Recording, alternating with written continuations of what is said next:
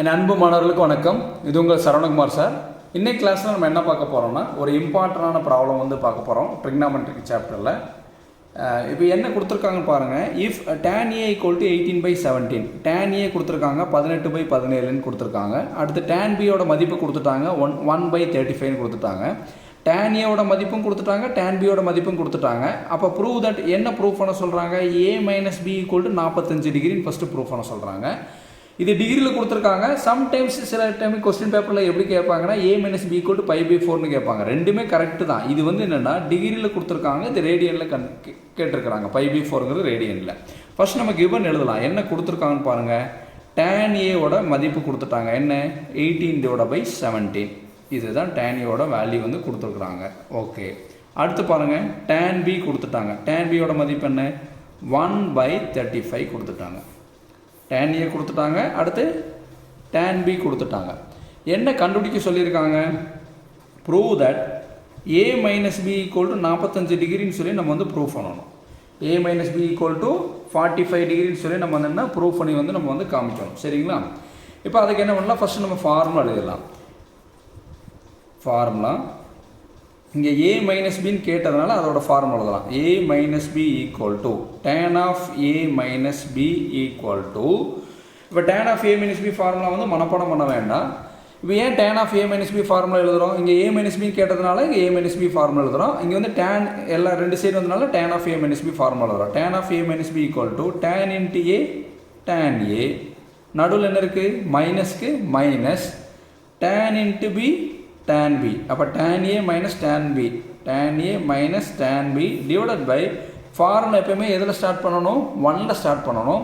இந்த மைனஸ் வந்ததுன்னா அதுக்கு ஆப்போசிட் சைன் என்ன? ப்ளஸ். மைனஸ்க்கு ஆப்போசிட் சைன் ப்ளஸ். இந்த மைனஸ் சைன் மறைச்சிங்க. tan a tan b multiplication ஆகிடுச்சிங்களா? tan a tan b அதை இங்கே எழுதிக்கலாம். அப்போ tan a tan b. ஓகேங்களா? அப்போ tan of a - b formula வந்து என்னென்னா tan a - tan b divided by 1 + tan a tan b. ஓகேங்களா? இப்போ அந்த ஃபார்முலாவில் இதெல்லாம் சப்ஸ்டிட் பண்ணலாம்.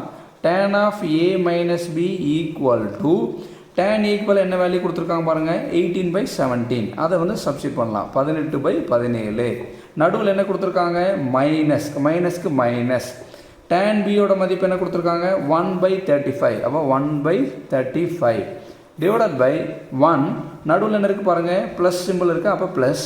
அடுத்து tan a யோட மதிப்பு என்ன? 18/17. அடுத்து tan b என்ன கொடுத்துருக்காங்க? 1/35. இப்போ இதெல்லாம் என்ன பண்ண போகிறோம்னா கால்குலேட்டரில் அழகாக சிம்பிளிஃபை பண்ண போகிறோம். இங்கே என்ன இருக்குது? tan of a - b அதை எழுதிக்கங்க. இப்போது நியூமரேட்டரில் இருக்கக்கூடிய வேல்யூ மட்டும் கால்குலேட்டரை இங்கே எப்படி எழுதியிருக்குமோ அதே மாதிரி தான் டைப் பண்ண போகிறோம். ஃபஸ்ட் எடுத்தோன்னே இங்கே எனக்கு ப்ராக்கெட் இருக்குது, ப்ராக்கெட் கொடுத்துட்றேன். அடுத்து 18. அடுத்து என்ன இருக்குது? Divided by simple. அடுத்து பாருங்கள் 17. அடுத்து ப்ராக்கெட்டை க்ளோஸ் பண்ணிடலாம். நடுவில் மைனஸ் சைன். அடுத்து again bracket open. 1/35 bracket close. இப்போ ஈக்குவல் டம் தரோம். டெசிமலில் வரதை நம்ம வந்து ஃப்ராக்ஷனை மாற்றணும். என்ன பண்ணணும்? ஷிஃப்ட்டுங்கிற பட்டன் அமைத்தி AB/Cன்னு ஒரு பட்டன் இருக்கும். ஃபஸ்ட்டு ஷிஃப்ட்டுங்கிற பட்டன் இங்கே இருக்குது, அதை அமைத்திடுறேன். இங்கே பாருங்கள் AB/Cன்னு ஒரு பட்டன் இருக்குது, அதை அமைத்தினேன்னா ஃப்ராக்ஷனாக மாறிடுச்சு. என்னவோ வந்திருக்கு பாருங்கள்? 613 டிவைடட் பை 595 வந்திருக்கு. 613 டிவைடட் பை இந்த சிம்பிள் பேர் டிவைடட் பை 595 வந்துச்சு. இதை சிம்பிளிஃபை பண்ணால் நமக்கு இதுதான் கிடைக்குது. அடுத்து டினாமினேட்டர் சிம்பிளிஃபை பண்ணலாம். 1. அடுத்து நடுவில் என்ன இருக்குது பாருங்கள்? ப்ளஸ் ப்ராக்கெட் ஓப்பன் பண்ணி 18/17 ப்ராக்கெட் க்ளோஸ். அடுத்து ப்ராக்கெட் ஓப்பன் 1/35 ப்ராக்கெட் க்ளோஸ் பண்ணால் ஈக்குவல் டம் என்ன வருது பாருங்கள்? டெசிமலில் ஆன்சர் வருது. இப்போ ஃப்ராக்ஷனை மாத்திரக்கு என்ன பண்ணணும்? ஷிஃப்ட் அமுத்தி AB/Cங்கிற பட்டன் அமுத்தணும். அமுத்தினா என்ன வந்துடுது? 613 டிவைடட் பை 595. பாருங்கள், ரெண்டு வேல்யூ ஒரே மாதிரி இருக்கா? அப்போ கேன்சல் பண்ணால் நம்மளுக்கு என்ன வரும்? tan of a - b = என்ன வரும்? 1 வரும். சரிங்களா? இல்லைன்னா அதை ரெண்டையும் டிவைட் பண்ணி பார்த்துங்க. ப்ராக்கெட் ஓப்பன் பண்ணுங்கள். 613 divided by 595 bracket close divided by 3 again bracket open 613 divided by 595 bracket close equal to answer வருது. ரெண்டையும் டிவைட் பண்ண ஆன்சர் வந்து 1 வருது. இப்போ tan of a - b = 1. ஆனால் நம்ம என்ன ப்ரூவ் பண்ணணும்?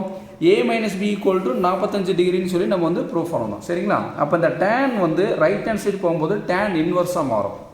இப்போ a - b = tan inverse of 1. இந்த 1 வந்து ஆல்ரெடி இங்கே இருக்கக்கூடிய 1. இந்த tan இந்த சைடு போகும்போது tan இன்வர்ஸாக மாறிடுச்சு. இப்போது a minus B equal to tan inverse ஒன்னுடைய நம்மளுக்கு மதிப்பு தெரியணும். அதாவது என்னென்னா tan இன்வர்ஸ் ஒன்னுடைய நம்மளுக்கு மதிப்பு தெரியணும். அது என்ன பண்ணுங்க, கால்குலேட் எடுத்துகிட்டு ஷிஃப்ட்டுங்கிற பட்டன் அமுத்திட்டு tan அமுத்துங்க, tan இன்வர்ஸ் வந்துடும். ப்ராக்கெட் ஓப்பன் பண்ணிக்கிங்க, இங்கே 1 இருக்குது, ப்ராக்கெட் க்ளோஸ் பண்ணுங்கள். எவ்வளவு? 45 டிகிரி. அப்போ tan இன்வர்ஸ் ஒன்றுக்கு பதில் நம்ம என்ன கொடுக்கலாம்? 45 டிகிரி. அப்போ tan இன்வர்ஸ் 1 இருக்க இடத்துல நம்ம என்ன கொடுக்கலாம்? 45 டிகிரின்னு கொடுக்கலாம்.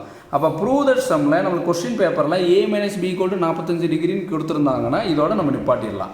Suppose a minus B equal to 45 டிகிரின்னு கொடுக்காம a minus B equal to π/4ன்னு கொடுத்துருந்தாங்கன்னா நம்ம என்ன பண்ணணும்னா அடிஷனலாக இன்னொரு ஸ்டெப் போடணும். என்ன எழுதுனா a minus B equal to இதை வந்து π/4ன்னு எழுதிக்கலாம். இந்த 45 டிகிரி நம்ம என்ன எழுதிக்கலாம்?